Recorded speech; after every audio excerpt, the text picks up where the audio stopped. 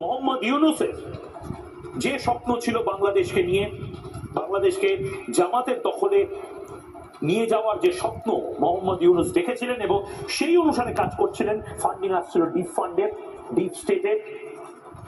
এই মুফাক্কিরুল বা শারজিল ইমামরাও ঠিক এক লবিতে কাজটা করছেন। লবিটার এক এবং একমাত্র উদ্দেশ্য, ভারতকে ক্ষতবিক্ষত করতে গেলে পূর্ব দিককে ক্ষতবিক্ষত করতে হবে, কারণ পূর্ব দিকে সম্ভাবনা প্রবল।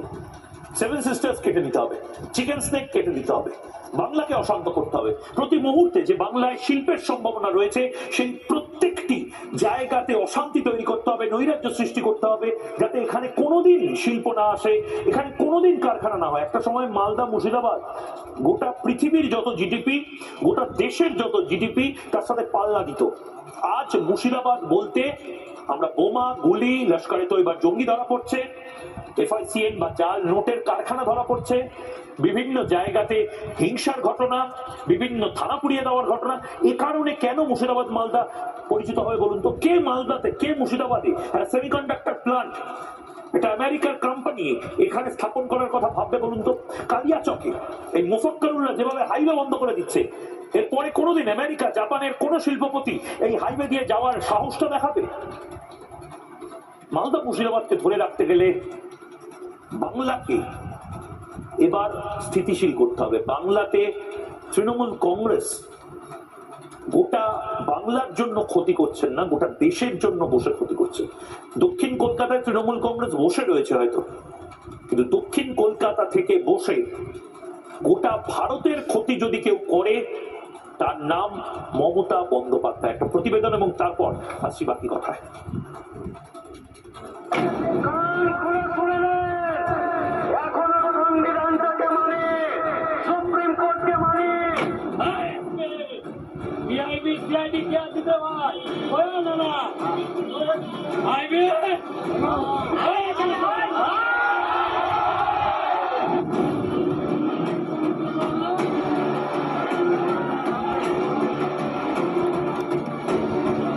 এই বক্তব্যগুলো সত্যিই মনে ভয় ধরায়। রবীন্দ্রনাথ, নজরুলের বাংলায় আজ ছড়ি ঘোরাচ্ছে মোফাক্কিরুল, শেখ শাহজাহানরা। মমতা ব্যানার্জির শাসনে প্রাণ ভয়ে পালাতে হয় বিচারকদেরও।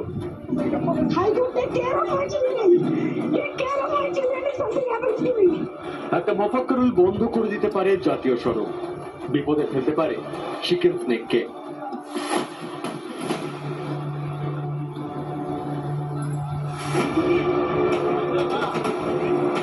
এসআইআর শুরু হওয়ার সময় মোথাবাড়ির বিধায়ক ও রাজ্যের মন্ত্রী সাবিনা ইয়াসমিন কি হুঁশিয়ারি দিয়েছিলেন মনে আছে?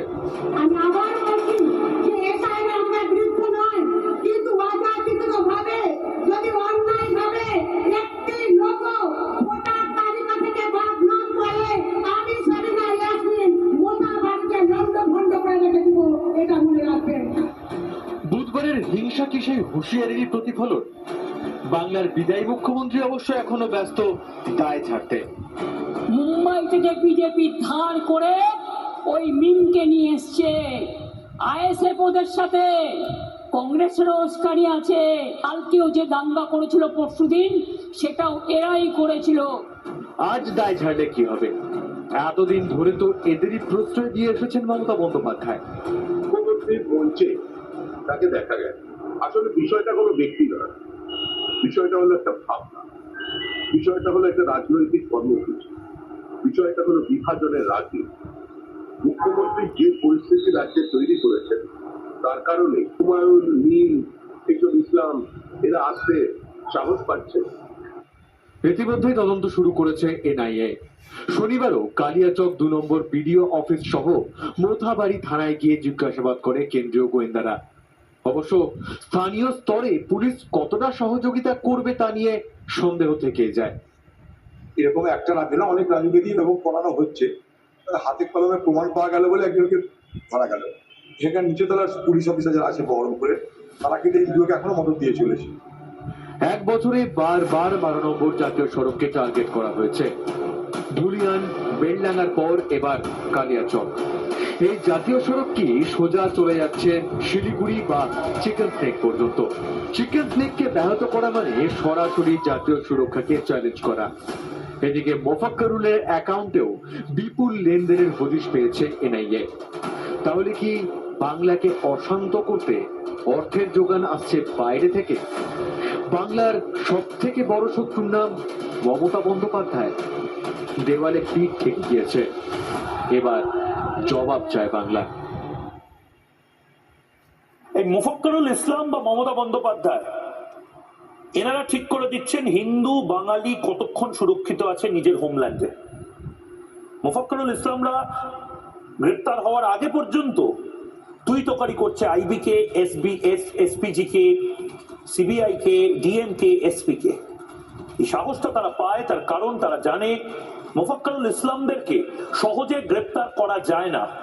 নির্বাচন কমিশনের আওতায় এই মুহূর্তে পুলিশ রয়েছে, এনআইএ তদন্ত হয়ে গেছে বলে মুফাক্করুল ইসলামদেরকে এই মুহূর্তে গ্রেপ্তার করা হচ্ছে। কিন্তু মুফাক্করুল ইসলামদের বিরুদ্ধে একটাও যদি লুপহোল, আইনের ফাঁক যদি পাওয়া যায়, দেখবেন একটা গোটা সিস্টেম ঝাঁপিয়ে পড়েছে মুফাক্করুল ইসলামকে থানা থেকে বা জেল থেকে বের করার জন্য।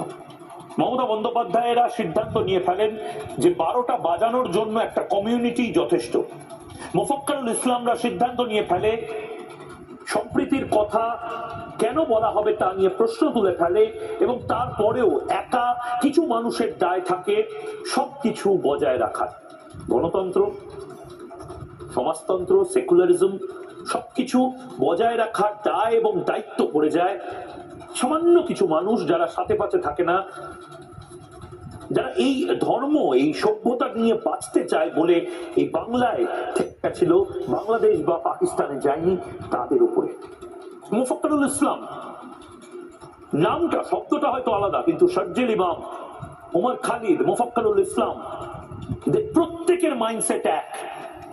এরা ক্ষতবিক্ষত করতে চায় বাংলাকে, প্রতি মুহূর্তে এরা বিপদে ফেলতে চায় ভারত রাষ্ট্রকে, এবং তার জন্য প্রয়োজনে এরা বিদেশিদের হাত ধরেও ভারতকে ক্ষতবিক্ষত করবে, এবং ভেতর থেকে করবে, এমন এমন জায়গায় করবে যেখানে আপনি পৌঁছাতে পৌঁছাতে 3 দিন চলে যাবে। সুপ্রিম কোর্ট ভাগ্যিস, জুডিশিয়াল অফিসাররা ভাগ্যিস, আমি বলতে এটা আমাকে ক্ষমা করে দেবেন, কিন্তু জুডিশিয়াল অফিসাররা যদি এরকম অবস্থায় না পড়তো, দিল্লিতে সুপ্রিম কোর্ট অব্দিও হয়তো এই বার্তাটা পৌঁছাতে 1 বছরের বেশি লেগে যেত। জুডিশিয়াল অফিসারদের ওই আর্তনাদের অডিও ভিডিও ভাইরাল হয়ে যাওয়ার পরে সুপ্রিম কোর্টও জেনে গেছে কালিয়াচকে কি হয়। মুফাক্করুল ইসলাম কি বলেছেন একবার শুনুন। কান খুলে শুনে নেন, কান খুলে শুনে নেন, এখনো সংবিধানটাকে মানে, সুপ্রিম কোর্টকে মানে, আইনকে মানে। তাই আমাদের এই যে ছোট ছোট চিতাবাঘেরা আছে, এসব আমার মায়ের পেটের ভাইয়ের মতো ভাই। এই আন্দোলন করতে গিয়ে অনেক সময় অনেক নাটক দেখেছি। এই আন্দোলন কেউ হাত না দেয়, আমরাও কোনো ক্ষতি করবো না কারো, আমরা আমাদের অধিকার চাই। কে কুণ্ডে যাবি চলে যা, ঘুষে যা, অধিকার দিয়ে যা। কথা শেষ, একটাই কথা, একটাই কথা। আমি একবার দেখাবো, ফুল ফ্রেমে দেখাবো কেন বলা হচ্ছে যে এই জায়গাতে, আর যাই হোক এটা গণতান্ত্রিক আন্দোলন হতে পারে না। কেন এনআইএ সঙ্গে সঙ্গে চলে আসছে, কেন নির্বাচন কমিশন নড়ে চড়ে বসছে? কারণ ঘটনাটা হচ্ছে NH-12 নিয়ে, ন্যাশনাল হাইওয়ে নাম্বার 12। মাথায় রাখুন, এই ন্যাশনাল হাইওয়ে নাম্বার 12 শেষ যেখানে হয় সেখান থেকে শুরু হয় শিলিগুড়ি করিডোর বা চিকেন স্নেক। NH-12 আপনি সোজা যদি দমদম হয়ে, কল্যাণী হয়ে বা নদিয়া হয়ে যে রাস্তাটা একদম সোজা চলে যাচ্ছে মালদা মুর্শিদাবাদ হয়ে, সেই রাস্তাটা অবরুদ্ধ হয়ে গেলে কি কি হতে পারে এর আগেও আমি আপনাদের বলেছি, আবার বলছি। এই রাস্তাটা যদি কাট অফ হয়ে যায়, অবরুদ্ধ হয়ে যায়, বন্ধ হয়ে যায়, তাহলে উত্তরবঙ্গ থেকে দক্ষিণবঙ্গে যান চলাচল সম্পূর্ণ স্তব্ধ হয়ে যাবে। যদি এই মুহূর্তে চায়নার সাথেও যুদ্ধ লাগে, যদি এই মুহূর্তে বাংলাদেশ মনে করে রংপুরে তারা বদমাইশি করবে, রংপুর কি? রংপুর মানে হলো ঠিক শিলিগুড়ি করিডোরের ওপার দিকটা, উল্টো দিকটা। যে ম্যাপটা আপনারা দেখছেন, সেই ম্যাপটা দেখলে আপনারা বুঝতে পারবেন কেন বলা হচ্ছে যদি রংপুরেও কোনো সমস্যা হয় এবং কলকাতা থেকে যদি আনাজপত্র, তেল বা ধরে নিন সেনাবাহিনীর ট্রাকও মুভ করাতে হয়, মুভটা করাতে হবে এই রাস্তাটা দিয়ে। কারণ আমাদের প্রতিনিধিরা আগেই দেখিয়েছে বাইপাস রাস্তাগুলোকেও কোন এক অজানা অজ্ঞাত কারণে ভয়ঙ্কর খারাপ করে রেখে দেওয়া হয়েছে। NH-12 কে বন্ধ করে দিলে এটা বাস্তব এবং এটা ভারত রাষ্ট্র যারা চালায় তারা বুঝতে পারছে কার্যত অবরুদ্ধ হয়ে যাবে সেভেন সিস্টার সহ গোটা উত্তরবঙ্গ। এবং এই শারজিল ইমাম বা মোফাক্করুল ইসলামরা এটাই চান। মমতা বন্দ্যোপাধ্যায় এটাকেই হয়তো বলেছেন 12টা বাজিয়ে দেওয়া, এবং নির্দিষ্টভাবে একটা দিন ধরে ধরে 12টা বাজানোর কথা বলা হয়। আমি তো শুনিনি কোনোদিন। সোমবার হচ্ছে রাগের দিন, বুধবার হচ্ছে লজ্জার দিন, বৃহস্পতিবার হচ্ছে হিংসার দিন, আমি কোনোদিন শুনিনি ছোটবেলা থেকে। এখন মুখ্যমন্ত্রী আমাদের শেখাচ্ছেন শুক্রবার নাকি হিংসা হতেই পারে, ওরা একসাথে জড়ো হয়। আমি জানি না কাদের কথা বলছেন। ফুটবল মাঠে জড়ো হন, ক্রিকেট স্টেডিয়ামে জড়ো হন, এবং জড়ো হলে তারা এমনি এমনি হিংসা করতে শুরু করে দেবেন, কিছু বলা যাবে না, পুলিশ কিছু বলবে না, এতটাই আমরা সেকুলার পুলিশ হয়ে গেলাম। মোফাক্করুল ইসলামরা যে কথাটা বলছেন এবং এই ম্যাপটা যে কারণে ওরা ডিস্টর্ট করতে চাইছে, ওরা ক্ষতবিক্ষত করতে চাইছে, তার ফল কি হবে সেটা ভারত রাষ্ট্র জানে। আমাদের দেশ অসম্ভব শক্তিশালী একটি দেশ, কিন্তু তার ফলে চোখের সামনে যাদেরকে আমরা দেখছি লাশ বনে যেতে, তাদের বাড়ির লোকের বক্তব্য আবার শোনাবো। আমি 2025-এ শুনিয়েছি, 2026-এও শোনাবো। হরগোবিন্দ দাস, আপনার মনে না থাকতে পারে, সিপিএম এর নাম মনে থাকতে পারে, হরগোবিন্দ চন্দন দাসের কথা রিপাবলিকের এবং আমাদের মতন কিছু রাষ্ট্রপতি মানুষের মনে আছে।